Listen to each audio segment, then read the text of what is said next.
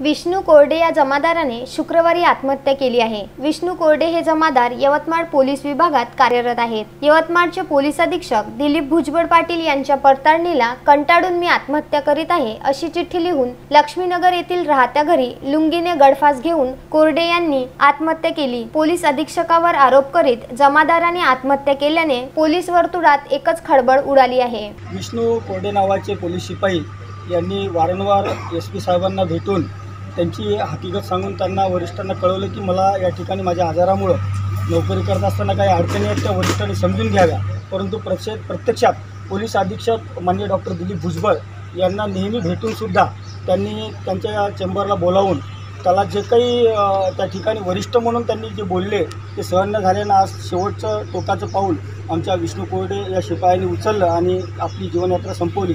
खरं पाहिलं तर लोकप्रतिनिधी म्हणून जिल्ह्यात अनेकदा नाव न सांगण्याच्या अटीवरती अनेक पोलीस कर्मचारी असतील, PSI असतील, अनेकांनी आमच्यासमोर व्यथा मांडल्यात की नाहकपणे माननीय पोलीस अधीक्षकांचा आम्हाला त्रास होतो की आम्ही एका टोकाला राहत असताना जाणीवपूर्वक दुसऱ्या टोकाला बदली करणे, काही कौटुंबिक अडचणी आमचे वरिष्ठ म्हणून यांनी समजून घ्यायला पाहिजेत। परंतु मी सुद्धा त्या 1-2 संदर्भात त्या ठिकाणी अधीक्षकांना भेटलो की शेवटी तुमच्या स्टाफचा विषय आहे, तुमच्या डिपार्टमेंटचा विषय आहे की तुम्ही कौटुंबिक अडचणी जाणल्या पाहिजे, परंतु त्याकडेही माननीय भुजबळ साहेबांनी दुर्लक्ष केल्यामुळं आज या ठिकाणी दुःखद घटना घडली।